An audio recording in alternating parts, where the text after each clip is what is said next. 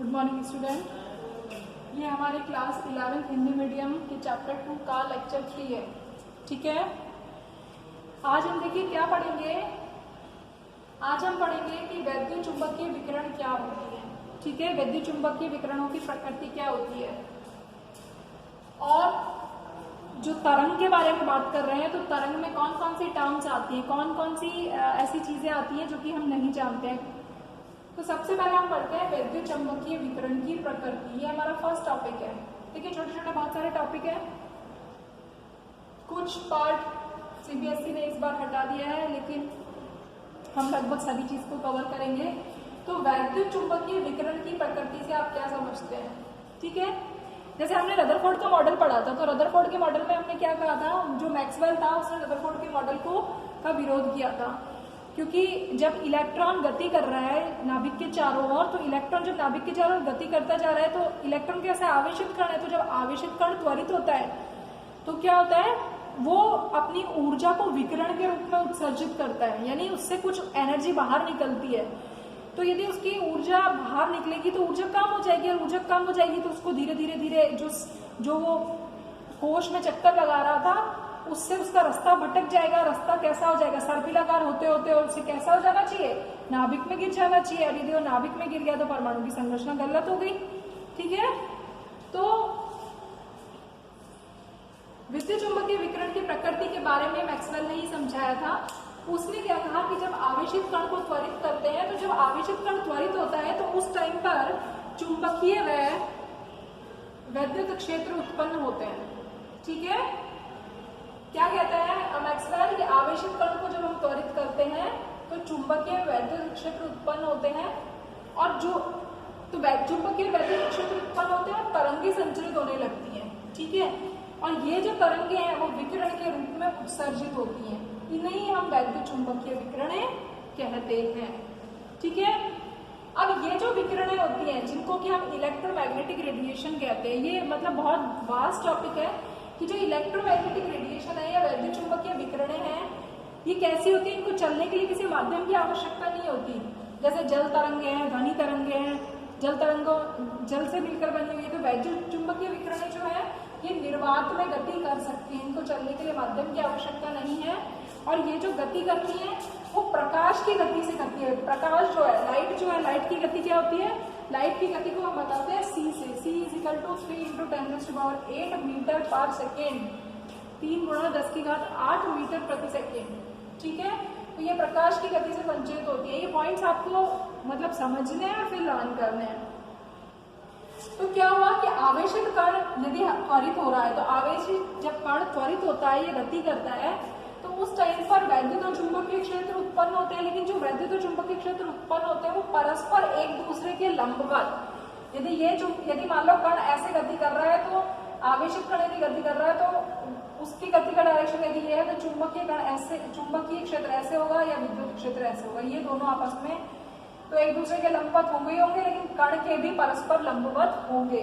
ये चीज को बताया। तो यहाँ पर हमने इसी चीज को बताया है कि एक ये वाला हमने मान लिया वैद्युत क्षेत्र है, कण ऐसे गति कर रहा है, कण के लंबवत क्या हो गया, वैद्युत क्षेत्र y, 3 एक्सिस है ना, x, y और z। कण ऐसे गति कर रहा है, वैद्युत क्षेत्र ऐसे लगा हुआ है, तो चुंबकीय क्षेत्र कैसे लगा हुआ है, ऐसे लगा हुआ है। तो तीनों परस्पर लंबवत होते हैं।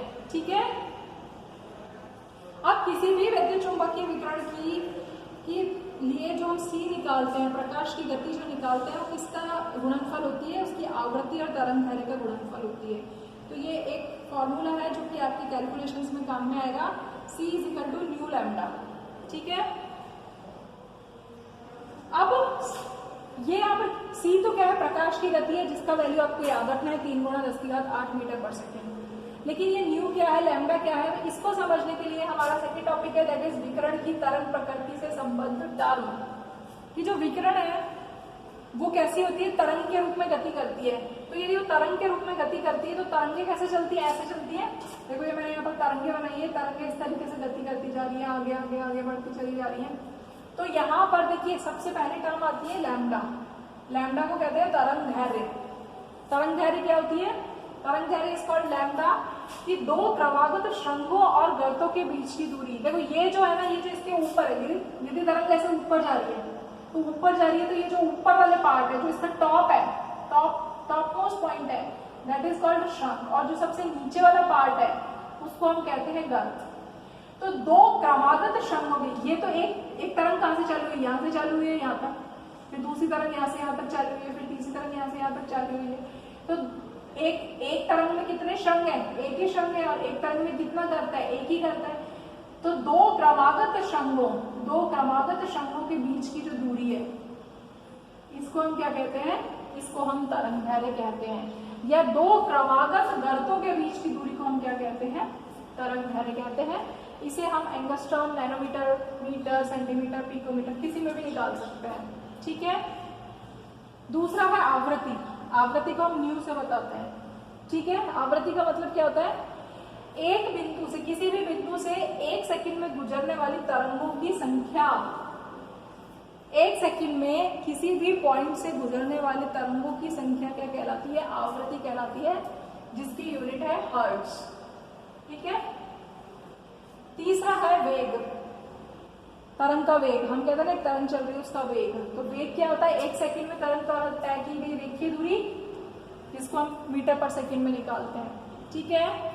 उसके बाद है आयाम। आयाम को हम किससे बताते हैं, ए से, एम्पलीट्यूड, कि किसी भी शंख की ऊंचाई या गर्त की गहराई। ये पूरी तरंग है, इस तरंग में यहाँ से, ये इसका सेंटर पॉइंट है, सेंटर से लेकर टॉप मोस्ट के बीच की जो डिस्टेंस है। ठीक है। तो शंख की जो ऊंचाई, और गर्त क्या है, गर्त ये वाला पार्ट जो है वो तरंग का नीचे है, तो गर्त की गहराई। ठीक है। ये गर्त की क्या हो गई, गहराई हो गई। ये शंख की ऊंचाई हो गई। तो शंख की ऊंचाई और गर्त की गहराई आयाम कहलाती है। ठीक है।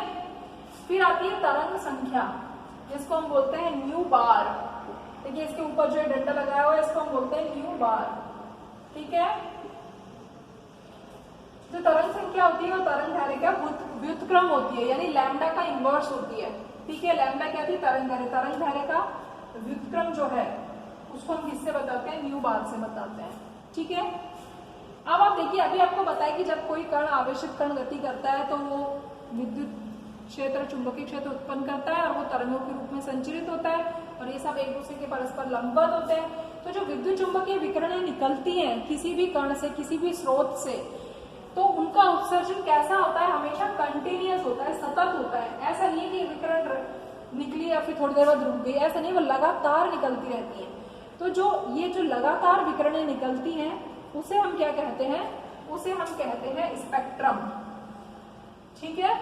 उसे हम स्पेक्ट्रम कहते हैं। तो ये जो विद्युत चुंबकीय विकिरण है, वाकई में जिनको माध्यम की आवश्यकता नहीं होती, जो प्रकाश की गति से गति करती है, तो ये विद्युत चुंबकीय विकिरणें हैं कौन सी, हमें इनका नाम तो पता होना चाहिए। तो विद्युत चुंबकीय विकिरणें बहुत प्रकार की होती है। ठीक है। कौन कौन सी, देखो कितनी सारी लिखी है, जैसे गामा रेज, एक्स किरणें, अल्ट्रावायलेट, इंफ्रारेड, सूक्ष्म तरंगे, रेडियो तरंगे, लंबित रेडियो तरंगे। जैसे आप जो रेडियो सुनते हैं, तो रेडियो ऐसे करो ना, अपने आप ही चल जाएगा। ठीक है। उसमें रेडिएशंस होती हैं, जो रेडिएशंस जो होती हैं वो कौन सी होती हैं, जिनके कारण रेडियो चलता है, उसे हम कहते हैं रेडियो तरंगे। ठीक इसी तरीके से हाथ में लग जाती है, हम एक्सरे कराने जाते हैं, तो 1 मिनट में एक्सरे निकलती है।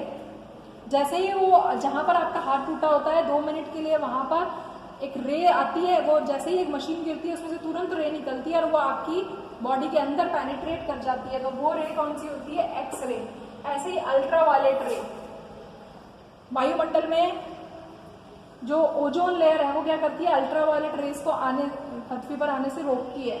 तो ऐसे बहुत सारी रेज है। तो देखिए यहाँ पर मैंने आपका जो ये विद्युत चुंबकीय विकिरणों के स्पेक्ट्रम को दर्शाया है, जिसमें एक तरफ मैंने आवृत्ति लिखी है हर्ट्ज में और एक तरफ लिखा है तरंग दैर्घ्य। देखिए बाएं से दाएं हम जा रहे हैं तो क्या हो रहा है, आवृत्ति कम होती चली जा रही है। यहाँ पर आवृत्ति ज्यादा है। सबसे पहले जो किरणें हैं वो है गामा किरणें, फिर एक्स किरणें, फिर अल्ट्रावायलेट। अल्ट्रावायलेट का मतलब है पराबैंगनी। ठीक है। पराबैंगनी किरणें। IR का मतलब है अवरक्त किरणें। फिर सूक्ष्म तरंगे, माइक्रोवेव, जो ओवन होता है उसमें कौन सी रेडिएशन काम में आती है, माइक्रोवेव। फिर रेडियो तरंगे और फिर लंबित रेडियो तरंगे। तो इधर से इधर हम जा रहे हैं तो आवृत्ति कम हो रही है। और अभी आपको पता है कि यहाँ पर देखो C बराबर न्यू लैम्डा, आवृत्ति और तरंग दैर्घ्य एक दूसरे की क्या है, व्युत्क्रम है। तो यदि इधर से इधर जाने पर आवृत्ति कम हो रही है तो क्या होगा, आवृत्ति यदि इधर कम हो रही है, आवृत्ति इधर से इधर जाने पर कम हो रही है तो तरंग दैर्घ्य इधर से इधर जाने पर क्या होगी, बढ़ेगी। इधर तरंग दैर्घ्य बढ़ रही है और इधर आवृत्ति, और आवृत्ति इधर बढ़ रही है। ठीक है, तो आपको कोई भी एक चीज का थोड़ा बहुत आइडिया होना चाहिए कि इंफ्रारेड का रीजन कितना है, -6 से -4 तक का है या -7 से -4 तक का है। तो ये अप्रोक्सीमेटली आपको क्षेत्र पता होना चाहिए कि रेडियो तरंगों की बात कर रहे हैं तो हम कौन सी तरंग दैर्घ्य की बात कर रहे हैं, जो 10⁻0 से लेकर 10⁻3 तक के बीच में आ रही है। ठीक है, अब अल्ट्रावायलेट में एक पार्ट होता है जिसे हम कहते हैं दृश्य प्रकाश, विजिबल लाइट जिसको हम कहते हैं। ठीक है, ये पूरा का पूरा पराबैंगनी नहीं है, पराबैंगनी का ये वाला पार्ट जो है दैट इज कॉल्ड दृश्य प्रकाश, जिसको हम कहते हैं विजिबल। हमें कोई भी चीज क्यों दिखाई देती है, इस विजिबल लाइट के कारण ही दिखाई देती है, जिसको हम किससे बताते हैं, विबग्योर से बताते हैं। ठीक है, violet, indigo, blue, green, yellow, orange, red, तो विबग्योर है ये। इसमें जो तरंग दैर्घ्य लिखी है वो हमने किसमें लिखी है, नैनोमीटर में लिखी है। तो वॉयलेट जो आपका बैंगनी रंग होता है उसकी 400 नैनोमीटर और रेड वाले की 750 नैनोमीटर है। ठीक है, तो ये आपको स्पेक्ट्रम पता होना चाहिए। अब उसके बाद हमारे पास आता है प्लांक का क्वांटम सिद्धांत। प्लांक का क्वांटम सिद्धांत क्या कहता है कि ये जो प्लांक का क्वांटम सिद्धांत, प्लांक ने जो सिद्धांत दिया था वो बहुत ज्यादा इंपॉर्टेंट है। प्लांक ने क्या कहा कि जो ऊर्जा का उत्सर्जन हो रहा है, किसी भी चीज से जो ऊर्जा का उत्सर्जन हो रहा है या अवशोषण हो रहा है, ठीक है, तो ऊर्जा का उत्सर्जन या अवशोषण जो है वो छोटे छोटे बंडलों के रूप में होता है। और इन छोटे छोटे बंडलों को हम क्या कहते हैं, क्वांटा कहते हैं या फोटोन कहते हैं। यदि हम लाइट की बात कर रहे हैं तो उसे हम फोटोन कहते हैं, अदरवाइज उसे हम क्वांटा कहते हैं। ठीक है, तो प्रत्येक क्वांटा की एनर्जी, मतलब यदि ऊर्जा का उत्सर्जन हो रहा है, मान लो किसी ऊर्जा का उत्सर्जन छोटे छोटे बंडल के रूप में हुआ, तो अब हमें एक क्वांटा की एनर्जी निकालनी है। तो क्वांटा की जो ऊर्जा होती है वो किसके डायरेक्टली प्रोपोर्शनल होती है, आवृत्ति के समानुपाती होती है। किसके समानुपाती होती है, जो क्वांटा की जो ऊर्जा है वो उसकी आवृत्ति के समानुपाती होती है। तो समानुपाती का आप स्थिरांक हटाओगे, समानुपाती का निशान तो क्या लगा दोगे, एक स्थिरांक लगा दोगे। तो फॉर्मूला क्या हो गया, E = h/ν। ये फॉर्मूला है E = h/ν, जिसमें E ऊर्जा है, ν आवृत्ति है। ठीक है, तो जो भी ऊर्जा का जो उत्सर्जन हो रहा है, किसी भी विकिरण से जो ऊर्जा निकल रही है, तो विकिरण की जो आवृत्ति है उस आवृत्ति को यदि हम किससे मल्टीप्लाई करते हैं, स्थिरांक से मल्टीप्लाई करते हैं, तो ऊर्जा आ जाएगी। तो ये जो h है इसे हम कहते हैं प्लांक स्थिरांक, जिसकी वैल्यू है 6.62 × 10⁻³ जूल सेकेंड। ठीक है, अब यदि न्यू को हटा दें हम, तो न्यू की जगह में क्या लिख सकती हूँ, आप देखो यहाँ पर हमने पहले ही पढ़ा था, रिलेशन निकाला था, आवृत्ति न्यू को क्या लिख सकते हैं, C/λ लिख सकते हैं। तो मैंने न्यू को हटा के न्यू की जगह क्या लिख दिया, C/λ। तो ये दूसरा फॉर्मूला निकल आया, E = hc/λ। यानी यदि आपको आवृत्ति दे रखी है तो भी आप ऊर्जा निकाल सकते हैं, यदि आपको तरंग दैर्घ्य दे रखी है तो भी आप ऊर्जा निकाल सकते हैं। और अभी आपको मैंने बताया था कि तरंग दैर्घ्य का व्युत्क्रम क्या होता है, तरंग संख्या। ठीक है, तो यदि हम hc, यदि 1/λ की जगह मैं न्यू बार लिख सकती हूँ, तो तीसरा फॉर्मूला हो गया ये। तो यानी यहाँ पर 3 तरीके से क्वेश्चन को सॉल्व किया जा सकता है। यदि आवृत्ति दे रहा है तो हम इससे सॉल्व करेंगे, तरंग दैर्घ्य दे रहा है तो हम इससे सॉल्व करेंगे, और तरंग संख्या दे रहा है तो हम इससे सॉल्व करेंगे। इन तीनों से हम ऊर्जा निकाल सकते हैं। और h की वैल्यू आपको ध्यान रखनी है, h यहाँ पर क्या है, प्लांक स्थिरांक है, जिसे हम कहते हैं 6.62 × 10⁻⁻34 जूल सेकेंड। आपको यूनिट इकाइयां भी याद रखनी है। ठीक है, तीसरा पॉइंट क्या कहता है प्लांक सिद्धांत का, कि किसी भी वस्तु से उत्सर्जित या अवशोषित ऊर्जा की जो कुल मात्रा है, तो किसी भी वस्तु से ऊर्जा उत्सर्जित हुई या अवशोषित हुई, किस रूप में हुई, छोटे छोटे बंडल के रूप में हुई, जिसे हमने क्वांटा कहा। क्वांटा की ऊर्जा हमने निकाल ली। ये तो क्या है, ये तो प्रत्येक क्वांटा की, तो एक क्वांटा की ऊर्जा है। तो किसी भी वस्तु से उत्सर्जित कुल मात्रा, ऊर्जा की जो कुल मात्रा है वो क्या, कैसे निकालेंगे, क्वांटा की पूर्ण गणना होती है।